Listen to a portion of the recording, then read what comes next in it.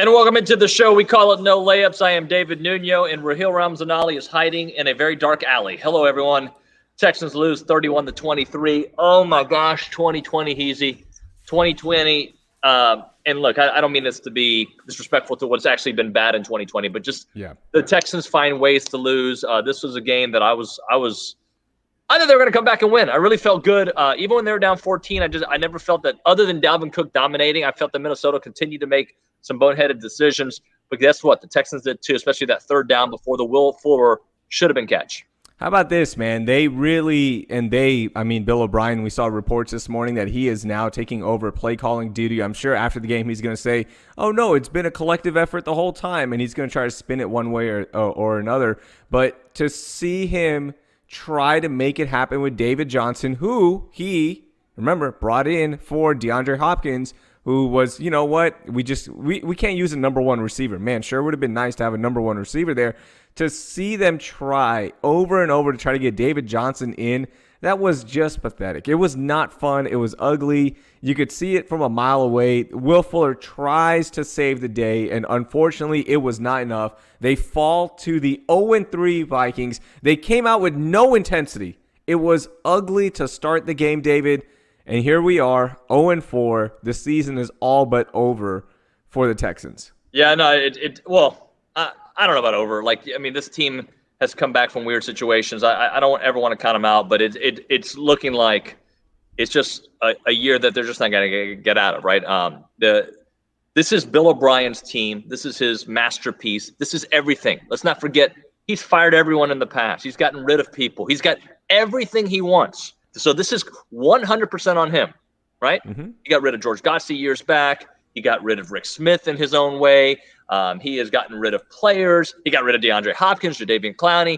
Everything has been his blueprint. And here we are, the Texans under, what is this, year 7 of OB. It is the same. It's actually worse. Like the Brian Hoyer days were actually kind of fun right now. To me, I don't want to say that Deshaun Watson has regressed, but he does not look like the same quarterback 60% of the time. And what I mean by that is he's got those moments, especially when he's going fast, right, that you feel really good about Deshaun. But there was several times in today's game that he was so mechanical and like he was thinking too much and he was jumping on his throws. It was not good. And here we are at 0-4. Yeah, and it's so bad because you saw the offense at times look like it was really good. When they were hitting guys up the middle, you saw the offense flowing a little bit better.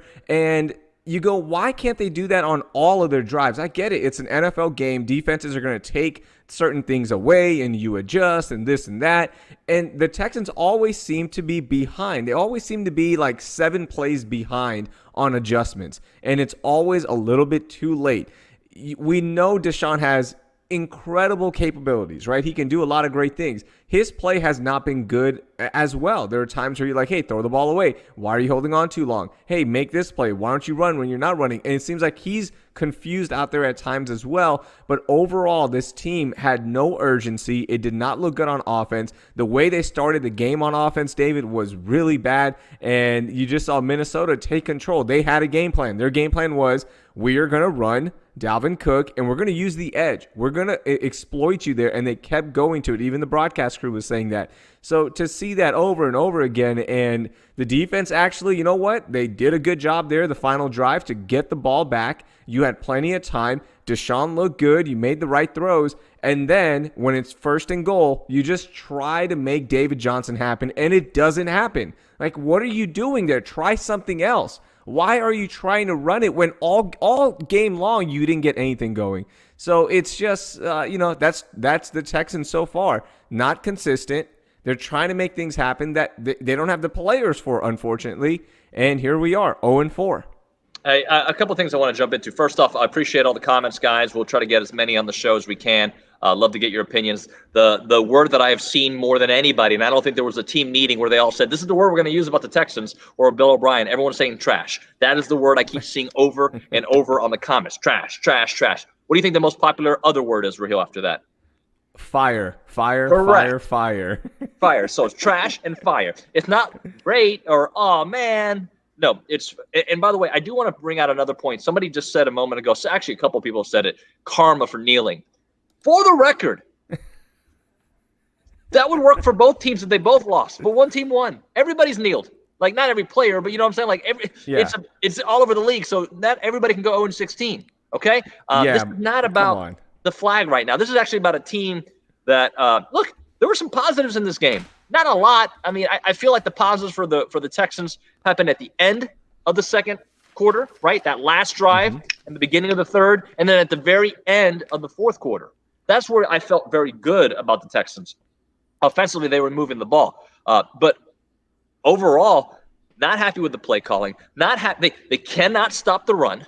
They cannot stop the pass. They cannot run, and they certainly cannot stop the run at the end of a game. Those are all huge issues, and that's why you are 0 and how many?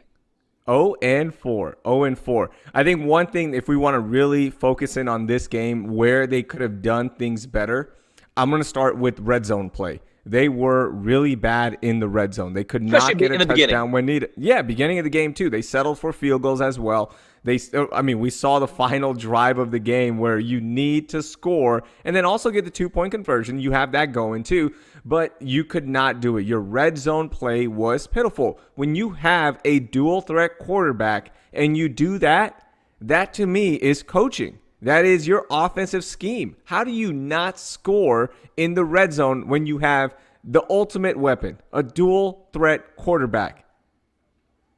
I mean, well, and to me, like, Deshaun is a dual threat quarterback, but he's not Lamar Jackson, right? His first instinct isn't to run. His first instinct is to scramble, make a play, right? But look, if I'm a Texas fan, what is worse than being upset?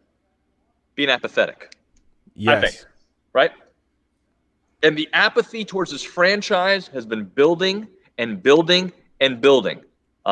Look, there's still a lot to look at this team and be excited about, right? I mean, when you look at, I think Will Fuller, I don't think he's a lead wide receiver, but he's got lead play material, and we saw that on display today.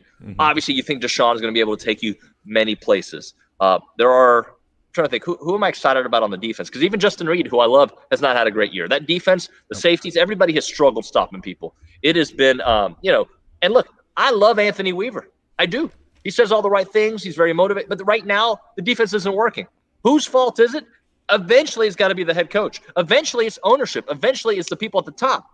The players are not executing. But after 7-8 years, come on, guys. We got to do something, right? Yeah, but what comes first, the chicken or the egg, right? Like, is this GM going to fire the coach, or is this coach going to go to the GM and ask for better players because it's the same guy? That's what happens when you give too much power to somebody in an organization that can, again, go, hey, I'm gonna take over the play calling duties, by the way. I'm going to go ahead and do that as well. So now I'm the offensive coordinator, I am the head coach, and I am also the GM. And we've heard about reports even last year. Like, there were times where Bill O'Brien will come in and just go, no, you know what? We're doing it this way now. So this is what you get. Guess what? The fans, I'm sorry. It sucks. Like, you have to watch this. You become apathetic. But also, this is what it is. This is what happens when you give too much power to one person that does not deserve it. He's not Bill Belichick. He's not Bill Belichick. Just because they share the same first name doesn't mean they are the same person. I get they're from the same tree and all that. He does not deserve all this power, and now you are seeing what happens when you trade one of the best players in the NFL for a running back that just doesn't have it. I'm sorry, the David Johnson stuff, great guy, super nice, all that. He's just not a good enough player to get it done. You could have gotten Carlos Hyde. Carlos Hyde was a difference maker last year for you. That was a good signing, right? And you don't have that anymore. Duke Johnson, there were flashes, not consistent enough. So this is what you get. This is exactly it. Good luck. Now what do? You're stuck with this. Hey, I will say this. The play calling maybe is an issue, right? But the personnel on the play calling. Greg Bailey and I were talking. We were in the sports office watching the game on that little what do you call it? The flip play on third down that David Johnson fumbled the ball. Yeah. Look, that's not David Johnson from 2015. It's a different David Johnson. You do different things with David Johnson. I think that's a Duke Johnson play.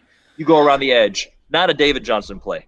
And obviously they didn't do that. It was terrible. And then, look, Will Fuller made a spectacular non-catch. Is that a fair thing? A spectacular effort. Should have caught it. Beautiful play, but it's non-catch. It didn't catch. It wasn't a catch. Yeah, it wasn't a catch. Unfortunately, that is what you have at 4th and goal. It's such a bad call. You call that on 1st and goal, right? You don't call that on the game. Your game is on the line, and that's your call. Try that on 1st and goal instead of trying to run it 3 times with David Johnson, who hasn't done anything. Look, I'm going to go over some of these numbers, and Marcus Coleman is trying to join us. Now, Raheel, I think Marcus doesn't realize I work at Channel 13 because he asked me if we're going to call him. Like we're at 1560 still. Oh. So maybe I should just say, yeah, call the hotline, 713-459-50. Is that 1560? Was that the number? 713-4. Yeah, sounds right. Sounds right. No, Marcus, I work at Channel 13, but he should be joining us here shortly. He asked if we're going to call him. Here's some stats I want to go over because to me, so you can have video game stats and it'd still be a bad game. Am I right about that, Raheel? Mm-hmm. All right. So Deshaun's numbers. Well, first off, people hate Kirk Cousins. Is he really that bad? No, he's not that bad. He just doesn't win big games. Like he's just your average quarterback. Actually, a little bit above average, but he's not in the nobody ever says Kirk Cousins is elite or anything like that. He got paid like an elite quarterback though. And yeah, because he played the system that was set in front of him. Like I'm gonna keep taking franchise tags. That's fine with me, and then I'm gonna go get my money. Hey man, you're worth what they pay you. So what? Is he gonna say no to 3 years, $90 million guaranteed? No, everyone would say yes to that. That's Kirk Cousins is your above average quarterback that gets it done, but doesn't win big games. So what? Like you can't fault him too much. Yeah, so he was 16 to 22, 260 yards passing. But Dalvin Cook is the reason Minnesota controlled the clock, especially the way he was able to run the ball, use the time. He just dominated. 27 carries for 130 yards. On the Texans side, remember I was talking about video game numbers. You look at these numbers from Deshaun, you're like, hey, 20 of 33, 300 yards, 2 touchdowns. That sounds great. But really, it was the in-between part of the game that just did not look good. He had some great plays. When he and Will Fuller started linking up, it was certainly a different game. Will Fuller there with the 6 catches, 108 yards. Should have been 7 had he been able to get that last one, Raheel. And we are now going to be joined by Marcus Coleman, former Texan. Hello, Marcus. Hello, David. What's happening? You're here with Raheel as well. It's been a minute. I think your Wi-Fi is from 1986. So we're going to start things off, man. What did you think at the end of the game? Man, well, I thought they did a good job, of actually, giving themselves an opportunity to get down there. Although I wasn't a huge fan of the third down call. However, I get conceptually, I understand it. Particularly, you get David Johnson and Deshaun out on the edge. Two of your biggest threats. You give them an opportunity to get in and get the score. So from a conceptual standpoint, like I get it. That makes sense. But David Johnson, you got to catch. You got to catch the pitch. And you had although Will Fuller gave his best effort to make the catch. That's pretty tough. So. You go back to the pitch. If you don't drop the pitch, you're still at the 1 yard line. But just because of the way that this offense is capable of playing, you figure you should be able to pick up 1 yard. It was kind of my thing. I know some coaches get stubborn, they want to run up the middle, but you gotta take it a little bit wider, maybe off tackle or something like that, and be a little bit more creative. But I thought they fought back too little, too late, but I thought they, obviously we all saw, how much they struggled, during the rest of the game. Marcus, let's talk about this. Before the game, there was a report that Bill O'Brien is now taking over play calling duties again from Tim Kelly. I think everyone saw that coming because this is a guy that has shown on multiple times like he wants full control, and that's fine. Like that's how you're going to do it. But in that report also, there was a little blurb about that at practices, players and coaches were getting into little verbal arguments. How, from your days playing in the NFL, is that a common occurrence or is that a sign of things are going bad on a team? It could actually be either or, because they are even doing practices, particularly early on, like in camp, things like that. Or even, I know it happened to us, sometimes in New York during playoff weeks. It's everything's so intense, and you're trying to get everything right, and everybody's trying to get on the same page, and you're trying to figure out what works and what doesn't work. There's going to be some altercations. That's just how it is, However, when there have also been instances where if you know the team is you're really second guessing kind of the process that the head coaches put through, some of the play calling particularly, or some of the technical things that they're going over, that actually happens. And you see it in a lot of other teams as well. I know Cleveland had their issues a while back, and you kind of see that all the time about some report or between coaches arguing or players arguing. So it's a little bit of both. Now in this instance, I don't know if it's more because you're 0-3, you come into a game that you're facing another 0-3 team. And you have to. It's almost like you have to get a win, so you're putting a lot more pressure on yourself.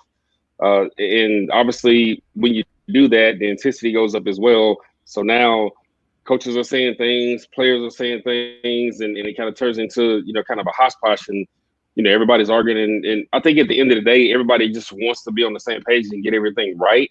However, it's hard when you're over and you've been struggling, you haven't been playing consistently, and this is really a real opportunity for you to win a game. Particularly after coming off some tough games early on, you feel like you really have a shot to win this game if you just go out and play ball.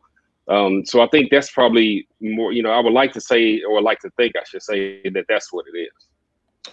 Marcus, help me understand some football 101 because I'm struggling here. Can you have a good defense Right. if you can't stop the run and you struggle with the pass? Oh, and one more. And you're really bad at stopping the run in the fourth quarter. Can you have a good defense? No, your defense has to be able to travel wherever you go. You have to be solid against the run. You don't have to be great against the pass. I would personally say you have to be better, depending on who you're playing, particularly in the NFL game. You have to be better against the run than you do in the pass. Just because a lot of the offensive coordinators, if you look around the league, a lot of their throws, come off of play action. Even the Rams have kind of dialed it back, and they've gone into more rolling Jared Goff off, throwing off play action. Even with, and their run game, I would say, is slightly above average. Philadelphia, the same thing. You look at the Chiefs, everything they do is play action, smoke and mirrors. So when you're facing teams like that, you got to shut off. You got to shut down the run so you can make them one dimensional, so you know what you're facing. And I think, for Houston, that's kind of been kind of the problem. You're having a hard time stopping the run, so now teams are able to kind of open the playbook a little bit, be a little bit more creative. Have some play action off of the run game. And when they spread it out, they're having a little bit of trouble in the man-to-man concepts. Particularly against rub routes, things like that. So I think that's why you ultimately see that on Sundays. When you look at Deshaun Watson, does he look like he is hampered by this offense? Like they're just holding him back a little bit, or is it Deshaun himself is also starting to show some signs of weakness as a player? What do you think it is? I never want to say he's showing any weakness, excuse me, but it's hard when you're running, you're running for your life every weekend. It truly is, as a quarterback, even somebody as athletic and as talented as he is, after a while, it takes your toll on you. That's any quarterback. Even quarterbacks that have won and were successful, and I know this is like super far back, and a lot of people, if you go back and look at the Steve Young days when he was in San Fran, and they were kind of, they had some offensive line issues, per se, back then, and he had to take off and run a little bit, and it kind of took its toll on him, and he kind of got to a point where obviously built it up where he was in Texas games more times than not. He's running all the time. It's particularly when he's in drop, in play action passes or dropbacks. I feel like he's running for his life all the time. So the other thing is the wide receiver core. They have hard times separating against man-to-man coverage. You see a lot of if you go back and look, a lot of their pass completions, unless they're just great catches or blown coverages, they get a lot of their balls in zone coverage, but it's straight man-to-man. They do struggle, getting separation and being able to, I guess you can say, create plays, themselves, for their individual routes. So that is, Marcus, That's one of the No, go notes ahead. I have is like it seemed like every time he was dropping back, the Vikings players were already there on the Texans receivers. Like they're like, oh yeah, Right. we know exactly where they're going to be. Like this offense hasn't changed much on tape from the first week with Kansas City and now going into week 4. And the guys were just waiting for him, and you saw him hold on to the ball. There was a call on one of the red zone drives going towards the right side of the field where he's bootlegging out, he's running. And there's 3 options there. The Vikings have it covered. Like there was no element of being unique, nothing new. It's the same play, and the Vikings were like, really? That's it? That's what? Okay, cool. Well, we're here. We're here. Right. Go ahead and like do what you gotta do. And Deshaun had to throw it out. They settle for a field goal. Right. And here's the thing about coordinators, and even for personal experience, just years of playing, watching different games every weekend. Some offense coordinators and defense coordinators get stubborn in what they do. We see it all the time. Yeah. And you have to be able to, particularly when you have, when the dynamics of your offense changes, when you lose a Hopkins, when you add a player like a Deshaun Watson. I mean, even when you get a back like David Johnson, but when your receiving core isn't as strong, maybe you're decent at tight end, but you have to find different ways to create opportunities for those guys. You can't just run the same thing all the time. Even if it's, you can have, kind of your base plays, but you have to have more wrinkles than anything. And I'm not necessarily saying change the entire offense. There's a lot that I think Coach O'Brien could do that would help Deshaun out. Particularly from the scheme where he came from at Clemson, where he can throw some of those elements in and, kind of spread it out a little bit. So now you give at least you give the defense a different look. Even if you want to have somewhat, have the same route concepts or the same running concepts, at least you give them a different look, and it comes from a different personnel angle. So it doesn't allow the defense just to hone in on what you're doing. Because I'm like you, Raheel. I'm watching the game. I'm like, okay, I've seen that, seen the bootleg, seen the dagger concept.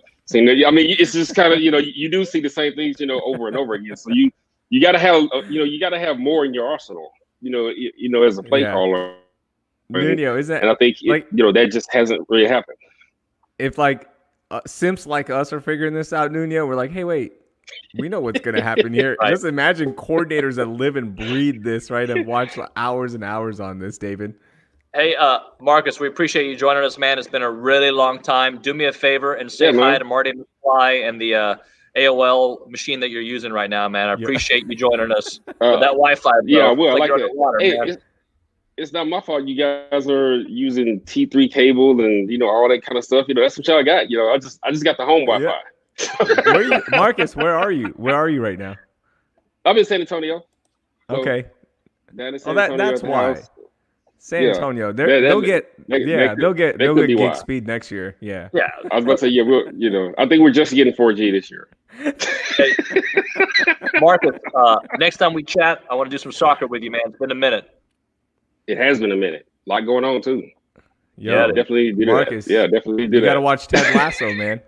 Ted Lasso's word. I haven't watched. I have. Ted Lasso's the man. I love Ted. Ted Lasso's good. We had a cast member on our show the other day. It was awesome. So Danny Rojas, are you familiar with Danny? We had him on. Yeah.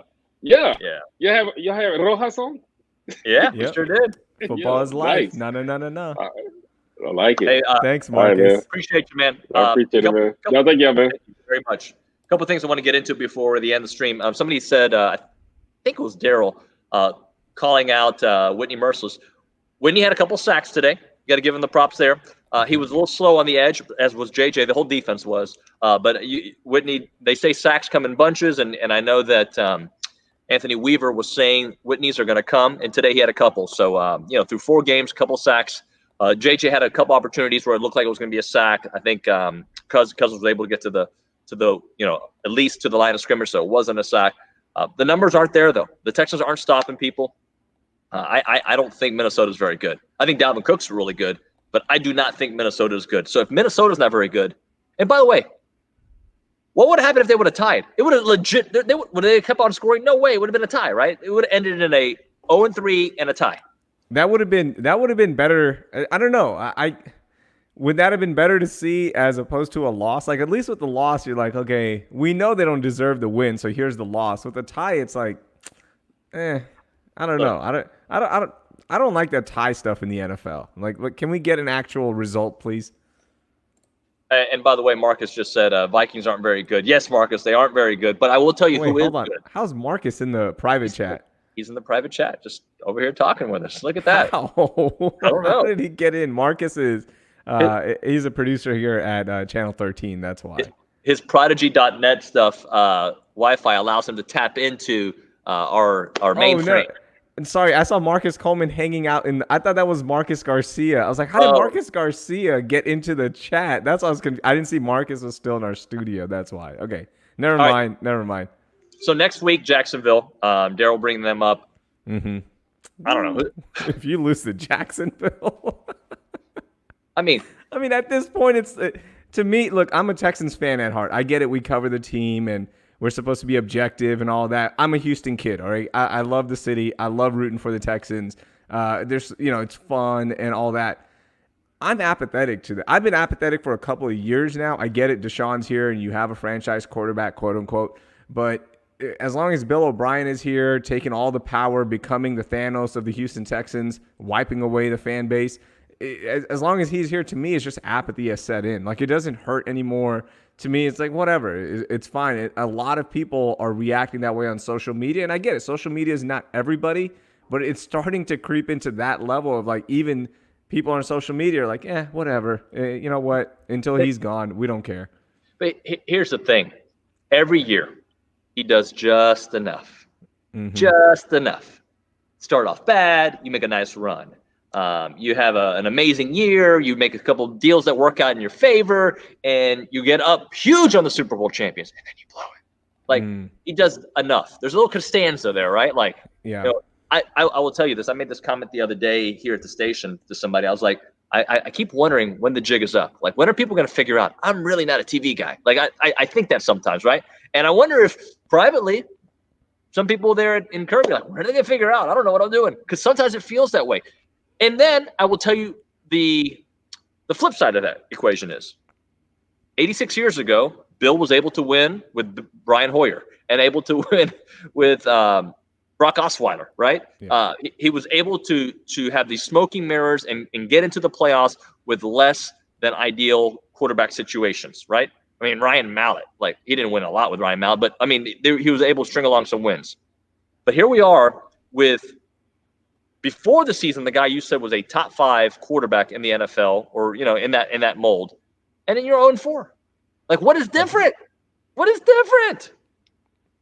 The difference is that guy now has even more power, right? At least there's some checks and balances back in those days when you're talking about the Hoyers, when you're talking about the Fitzpatrick days and the Osweilers. There was some checks and balances in terms of who's getting you the players. Rick Smith. Okay, so now you're getting a guy that's his job. Like, that's what he does. The scouting department, the cap guys, that's what they do. You had something going on that was, hey, here are the guys, like, we can do this. And then you coach. That is your only duty. That is all you do. And great. And that's awesome that you got them to the playoffs and you beat a third-string Raiders team with a third-string quarterback there. Congratulations. But guess what? The expectations change every year. I think we forget that expectations are supposed to change. For everyone, it changes, right? Like, great, you've accomplished this. What are you going to do next? What will you do next as the head coach? And he hasn't done anything what that next step is. It's the same stuff. AFC South champion, get in the playoffs, get blown out. Rinse, repeat. That's all it is. And unfortunately, I could realize it. Our viewers could recognize this. Marcus could. You could. All this. We can all recognize it. The key people that need to recognize it are the owners, right? And until they recognize it, it doesn't matter. So, frankly, like, he's not going anywhere. They could be 0-16. I don't think any changes are coming, unfortunately, because for whatever reason, the ownership loves Bill O'Brien. So, couple parting shots. There was a time where you looked at the schedule and you're like, all right, Minnesota's coming up. That's a W. Mm-hmm. Hey, the 1-3 Jacksonville Jags are coming up. That's a W. You know what they're doing in these towns? Oh, the Texans. Oh, yeah, 0-4 with a defense that can't stop the run. W. And I think the hardest part to comprehend here is that you do believe you have some talent on this roster, right? You do believe you have the quarterback. You do believe you have some pieces on the defense. The depth isn't there. That's a problem. They've traded away a lot of their depth. They have a lot of young players who haven't stepped up. Wait. Who's responsible for getting those players, David? William. Look, come on. For me, life is better when they're good, regardless of who the head coach is. Right? I'm during the pandemic. I'm not around the facility, but we talk to these guys all the time. The mood in the city is better when your local teams win. It's just, especially the football team, everything is better. But that's not where we're at right now. I do want to do some quick hits with you, Raheel. What went wrong and what went right? You want me to go first? Or you want to go? You go first. All right. So what went wrong? Well, they can't stop the run, especially in the fourth quarter. They have a hard time stopping the pass. And I think really a thing that I struggled with was at times Deshaun looked very mechanical out there, like he was thinking too much. His throws were a little off. When he got in a rhythm, it's the positives, right? When he started realizing, okay, we're going to confuse this Minnesota defense, and we're going to be able to throw with Will Fuller, things picked up. Obviously, they had a chance in the fourth quarter. When you're down 14, and was it entering the fourth they were down 14 or towards the end of the third quarter, you have a chance to win the game. You can't ask for anything else. Look, I know they were playing a winless team, but sometimes in the NFL, you just have to survive. So that's the positive. You had a chance to win the game at the end. It's happened before this season, and you had a chance. And then Whitney Merciless obviously waking up and getting in the stat book with 2 sacks. To me, I'm going to go bad first real quickly. What went wrong for the Houston Texans was their inability to capitalize on red zone appearances. You cannot settle for field goal after field goal against a team that was scoring touchdowns on you, and they were getting anything they wanted on offense. It was nice to see them get a big stop the Texans defense and the Texans get the ball back, but unfortunately, again, first and goal. You get stopped. Second and goal, you get stopped. Third and goal, you get stopped. And then, of course, the game-sealing play, Will Fuller does not make the catch, and the Texans are done. They don't even get a chance to tie the game with a 2-point conversion. They were awful in the red zone today, and that goes on Deshaun, that goes on the play calling, and it goes on the entire offense for not being able to execute. That's why you lose the game. All right, guys. We'll have another one of these next week when they take on the Jags. Obviously, a big week in. I don't think we will. I'm not going to be here. You're going to have to do it solo. Another law. I'm going to be in Austin next week. So you're going to skip out on a digital show that you can do from anywhere? Yeah, I'm going to be driving back home. That's why. I mean, that you can have your lovely wife just hold it, and you're going to skip out on the show. Do you want me? You want me to look like Marcus on camera? It's going to be like 3G in the middle of Texas. All right. So leave a little earlier, or stop for a 15-minute show, Raheel. We're gonna have our post-show meeting right here. I know. We're gonna do it for the people. We're just go gonna to Buc-ee's. Yeah. Shout out. Oh, we can't say them. Go to Lucky's. Lucky. Yeah. Good. And hey, stop. you didn't do your good. What's your good? Give me some positives from this. Did you not hear anything I said? I gave some positives. Oh, you did? I thought you were going to do separate ones for the Yeah, for the I said Whitney Merciless showing up in the stat. Okay. I'll give you a positive. Do you want me to give you a real positive? And the Texans had a chance to win at the end, or at least tie. Here's a positive, okay? For the first time in a long time, it felt normal that fans were in the building, and it was really cool to see that, even though they didn't get to watch the best football. There's your positive. Nothing on the field really stood out to me in terms of positive, but whatever. I love this guy's name, Marty J. Bird, obviously. Whoa, Marty Bird? Yeah. Where do you think he lives? With a Toronto hat talking about Houston sports. Marty, great name. Great show, by the way. Love the Ozarks. Ozark, not the Ozarks. And all right, guys. Well, I guess we will call it a day. By the way, should we give a plug to No Layups? You can watch it on the ABC app, ABC 13 app. So if you get on the app, you have Roku.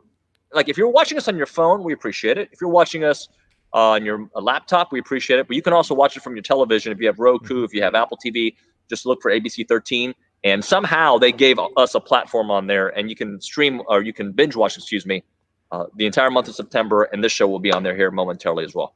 Yeah, so watch us on there if you like driving around and catching up on interviews. We have interviews with like national names, not just local names. We have big interviews as well. You can also search us on iTunes, on your podcast app, whatever you listen to podcasts. Just look up No Layups with David Nuno, Raheel Ali. You can catch us there. Connected TV. You have no excuses now. I mean, in fact, you should be watching us over the Texans game. Like, I'll say it. Like, what? At least you'll get something entertaining from us. Are we entertaining? Are we? Are we? Yes, we are. Yes. Okay, what do you have? So you got the newscast tonight, and then what else? I got a lot of newscasts. I've got the 5:30. I've got the 9 o'clock. I've got the 10 o'clock. We've got Inside the Game. And then we have the 11 o'clock newscast. Okay. Doesn't get any better than that. There you go. Hey, we appreciate everybody. Thank you so much for watching. And Marty Bird, we see that you live off of Richmond, all right, or in Richmond. We appreciate that, Marty. And thank you for everybody watching. Raheel, we'll see you next week driving or whatever you are. All right. Thanks, man.